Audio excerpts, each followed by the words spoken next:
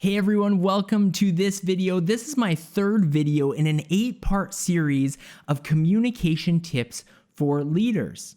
In the first video, I explained why I'm doing this 8-part series in the first place, and you should go watch that video because it's a pretty shocking statistic about how many employees say that their leaders lack communication skills. In the second video, I talked about something called the huddle and how one boss basically won the hearts of all of his staff members over a really thoughtful surprise on Christmas. Make sure you check out that video as well. In this video, I am talking about public speaking and the idea of improving your skills as a public speaker. Now, what makes me qualified to talk about this is I have been a member of my local Toastmasters club for 6 years, and I can tell you I have improved vastly since when I started with that club. There are so many things that I learned that I didn't even realize I was doing as a speaker because I always thought I was pretty good at public speaking.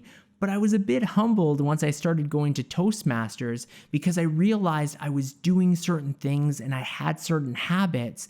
And through those meetings, the group that I go to the meetings with helped me improve on all of those skills. And to be honest, I feel like I still have a long way to go. There is still room for improvement. So the first tip here is check out if you have a local Toastmasters club in your town or city. And perhaps this is something that you know exists, but you've never considered joining. And I would really encourage you to try going to a couple of meetings and seeing how it is, how you like it. Always the first meeting is a little uncomfortable, if you will, especially if you got put on the spot and asked to speak in front of the crowd, but give it at least 3 meetings. Give yourself a genuine try to see if you like the format. What Toastmasters does for you as a speaker is a few things, but I'm going to touch on some of the key ones in this video. The first thing Toastmasters does is it helps you eliminate crutch words from your speech. What is a crutch word? Crutch words are the things like but,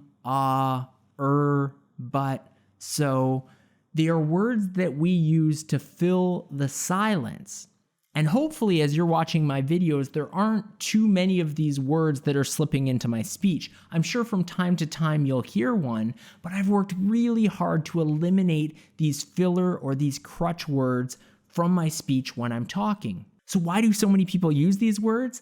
Because it's really uncomfortable to allow silence to occur in between sentences.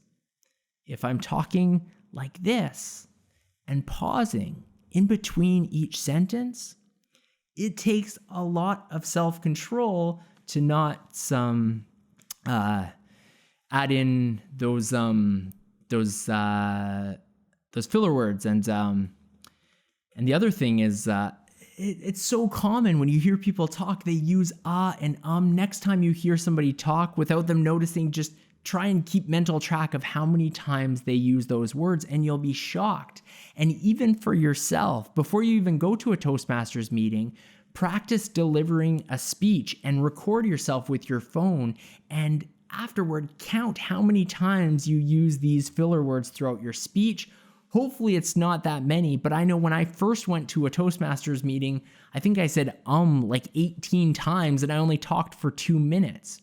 But once you're aware of the crutch words that you're using, it makes it so much easier to eliminate those from your speech. Every Toastmasters meeting has an counter or an counter. And what that person does, their whole job throughout the meeting is to keep track of the filler or crutch words that other members use throughout the meeting and then report back to the group so that each person knows how many times they're using various crutch words and what those words are. The second thing Toastmasters does is it helps you work on body language and vocal variety. So why do these two things matter as a communicator, or more specifically, as a leader who needs to be an effective communicator? Well, when we break down the overall percentage of how a message is communicated, it comes down to 3 numbers: 55, 38, 7.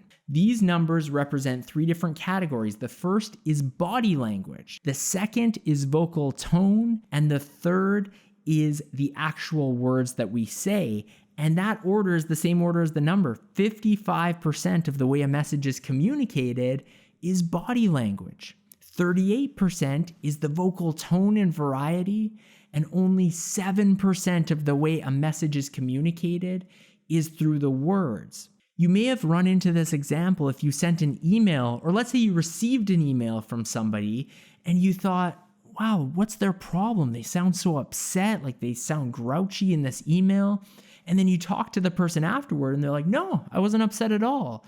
And sometimes the way we interpret words or the way words are structured is not defining their actual meaning. Whereas if you saw that person face to face and they said, hey, how's it going? Or, hey, how's it going? There's two different meanings. It's the same word, but in the first instance, the person you can tell is happy and is excited. The second, you wonder, like, are they annoyed with me? What's happening here? And so it shows you how important body language and vocal variety are. These are the types of things that speech evaluators will be able to point out when you're in Toastmasters. So every time you have an opportunity to speak in a Toastmasters group, others who are part of the crowd, who are evaluators, will give you feedback on things that you did very well. Maybe you used your hands when you were talking, which is kind of a next level thing for a speaker. A lot of people, they'll clutch a podium or they won't know what to do with their hands. But then the evaluators will also give you constructive criticism or feedback on maybe other opportunities that you could have more effectively used body language to communicate more effectively. I personally think Toastmasters should be mandatory for anyone who is a leader, or at the very minimum, that leaders really take public speaking seriously and, if nothing else, record themselves practicing